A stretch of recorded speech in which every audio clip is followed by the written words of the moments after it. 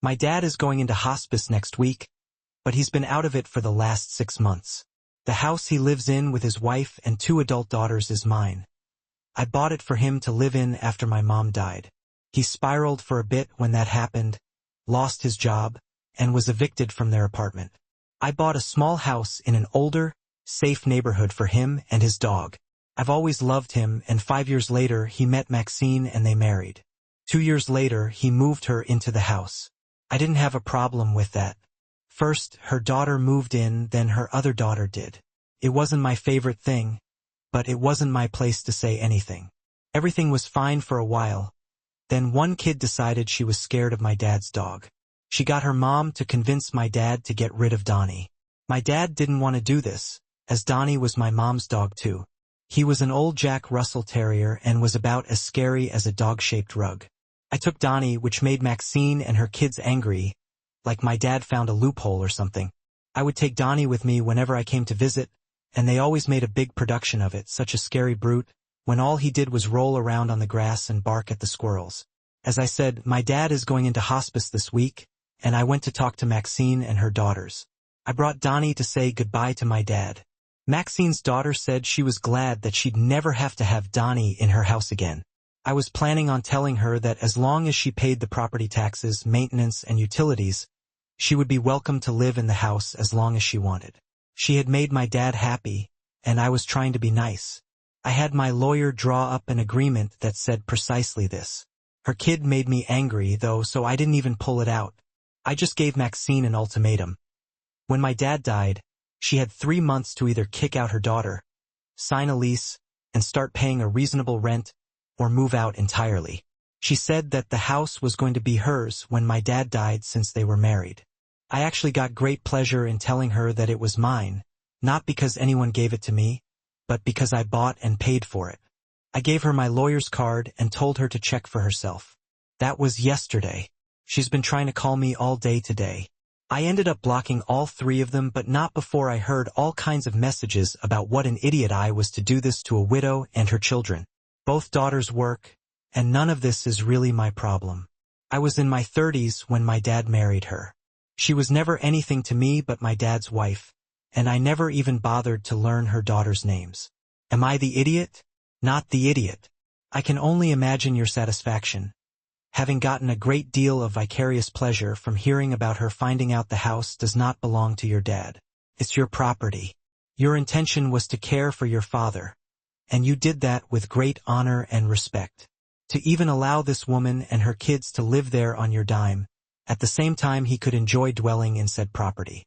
Sadly, it seems that time has come to an end, and now it's just that, a property that you own to do with as you wish at your disposal. Do not let this person extort your kindness as a weakness because they don't want to do anything to elevate their own position in life. Instead, they want to feed off someone else's. Yeah, wow. Separating dad from the family dog was just cruel. Maxine's daughter's comment about being glad about never seeing the dog again comes off to me like she's glad that your dad is dying, so that she doesn't have to see the dog, even if she doesn't mean it in that harsh way. She showed zero awareness when it came to your dad's relationship with this dog. She showed no remorse. And forcing the dog out of your father's home, it would help if you looked up eviction laws in your state, making sure you gave thorough notice, etc. I foresee an attempt at squatting. Exactly, they will either attempt to squat or completely destroy the place. You've given Maxine and her daughters 3+ months notice. That's more than fair. You didn't know Maxine basically a life estate on the home. Everyone hits a tipping point, you hit yours. You owe these people nothing. They clearly never built a relationship with you. They clearly put their own desires above your dad's.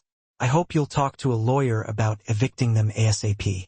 If my sister, 20, was cheated on and didn't do anything crazy, I, the younger teen, would console her. But she retaliated by stealing the guy's 21-year-old sister's ashes and flushing them down the toilet.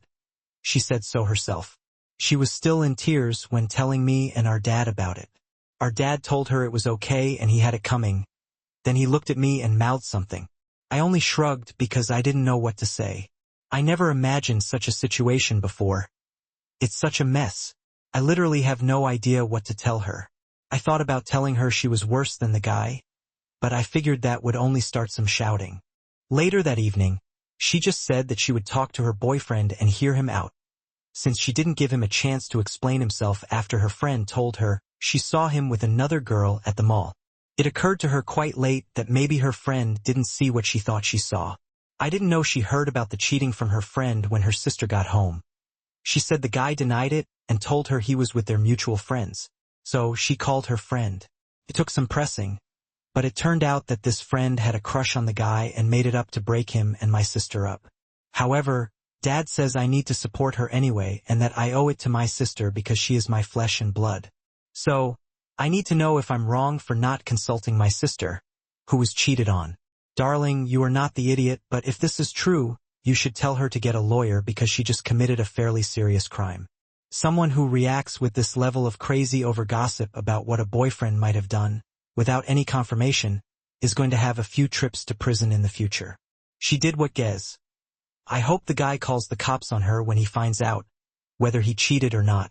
What she did is just unacceptable and honestly totally messed up. You're not wrong. You seem to be the only person with a moral compass. Your sister needs counseling to help control her impulses. I don't know what to say except do your best to run away from such people. That is not normal or acceptable human behavior. When you get cheated on, you break up, you pick up the pieces and move on with your life. You don't go on a destructive, vengeful rampage. Your dad should not just enable her bad behavior because she's crying. Also, your dad should not be dumping his parenting duties on you and guilt-tripping you. You have nothing to do with this mess and are too young to be put into the position of fixing your sister's emotional and relationship problems. My wife, Kate, 27, and I, 29, male, host an Oscar watch party at our house every year. We've been doing that since we moved in together 5 years ago. We dress nicely, place bets on the winners, and eat popcorn. It's a front tradition that many of our friends look forward to every year. One of those people is Rick, 28, male, a friend of mine from college. My wife loves whiskey. Shortly before last year's party, my father-in-law gave her a bottle of Mullen. He said he'd spent $175 on it. Kate gave birth to our first child in 2022 and was still breastfeeding last year, so she decided to save the bottle for after our son was weaned. During last year's party, Rick got wasted while reaching for something else in our liquor cabinet. He accidentally dropped and broke the bottle. He apologized profusely once he'd sobered up. I was angry, but the whiskey was Kate's, and she forgave him, so I decided to drop the subject. A couple of weeks after that, we asked Rick how he planned on replacing the bottle. He was shocked at our question and told us he didn't intend to. Rick's been having money problems for a while and struggles to pay his rent. He said that since we knew about his condition, it was unreasonable of us to expect him to pay for a $175 bottle of whiskey. I told Rick he had until this year's Oscar party, which was months away, to save up for a new bottle. If he didn't, he wouldn't be welcome at our place for the party. At the time, he agreed. Throughout the year, I asked him about the savings several times. He always told me he was close to the goal. Last week, I asked Rick about it again. He confessed he hadn't saved any money for the bottle, so I kept my promise and uninvited him from the party. Rick and his girlfriend, who frequently joins us at our parties, are now angry at me for uninviting him over an intoxicated mistake. They also insist on being unsympathetic and entitled by expecting Rick to pay for a new bottle. Kate's on my side but is worried we're being too harsh. I don't think we are, but I'm starting to feel guilty as Sunday approaches. I have less than 2 days to sort this out. Am I the idiot? Rick was the only person at the party who got intoxicated. Many of us didn't even drink. We selected drinks and set them on a kitchen counter. Rick went into the cabinet to look for a bottle of liquor without asking me first and was the only person who did so. Wasted or not, he broke something that a father gifted his daughter and lied about replacing it. But that being said, if you've known him for a while and he's been a good friend all the time you've known him, I'd let it slide. Friendship is worth more than a few hundred, which was unintentionally lost. I disagree. Rick broke something in your house and shouldn't be allowed back in until he makes amends, either by replacing the item or covering its cost. It doesn't matter that the item was a bottle of liquor or that Rick was intoxicated when he broke it. This is fundamental guest etiquette. You make it right if you break something in someone's house, accidentally, intentionally, or otherwise. Rick totally took advantage of your hospitality to get intoxicated and then bypassed what was out for guests and went to the liquor cabinet to find more liquor.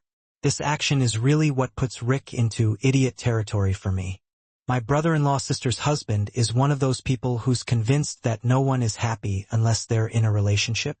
I've never been someone who's been all that concerned about finding a man or anything. If it happens, that's great. If it doesn't, I have a life I'm happy with. For the record, I am 28, female, own a successful small marketing business, a home, a car, etc.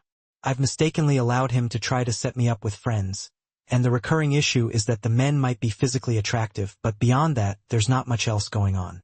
And my brother-in-law doesn't quite get that. He's hot, he has money, he's over 6 feet tall, but he's not the panty dropper he thinks he is. This time, however, I really upset him with what happened. He introduced me to this guy, Carlos. Carlos is 6 feet 2 inches, went to a good school, owned his own business, etc., etc., etc. However, Carlos is a huge nerd, like geeky nerdy, Star Wars and video games nerd. His free time is spent playing games, Dungeons and Dragon nights, etc. His idea of getting dressed for a date night is jeans and a nice button-down. He hates exercise and thinks it's funny that people drink plain water. I am just not attracted to men like this.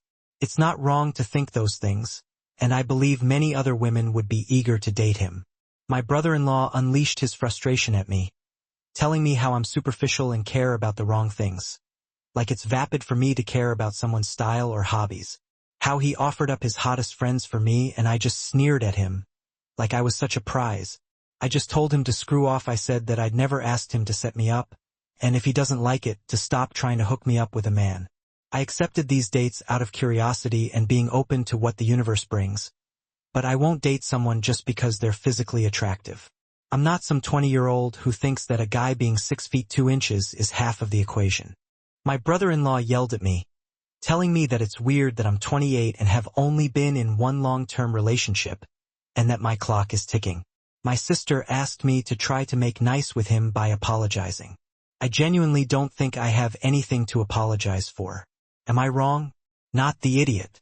I think it's weird that your brother-in-law is so obsessed with your love life that your sister wants you to apologize. A hint of misogyny as well. He sounds more bothered that you're successful on your own without a man than you not wanting to date his nerdy friends. If your brother-in-law can't separate his ego from you deciding not to continue a relationship with one of his friends, he needs to bow out of setting you up. You have clearly said that you guys didn't have chemistry or are compatible. That happens as long as you're not disrespectful when you end things with these guys. He has no right to be mad, and heck no to apologizing. Keeping the peace makes me wonder how many opinions your sisters had to swallow to keep her relationship afloat. Oh, and should screw right off. Your clock is ticking. Is he from the 50s? That comment is entirely out of line. I don't know why people say you're judgmental. I just understand that your interest and hobbies don't align, so there's not much in common between the two of you. I, 28 female, have been with my husband for 28 years. We've been married for 2. This summer, we have a daughter who's a pre-tween. We rarely even fight, and if we do, it's been over more major and serious things. To me, this was a minor issue, but it's now turning into the most significant argument we've ever had. The problem is that my daughter and I love spicy food. I always have, and ever since I felt comfortable with her trying it, she's loved it too. Sure, we couldn't compete in a spice eating contest, and even though our tolerance is high, it's not extreme.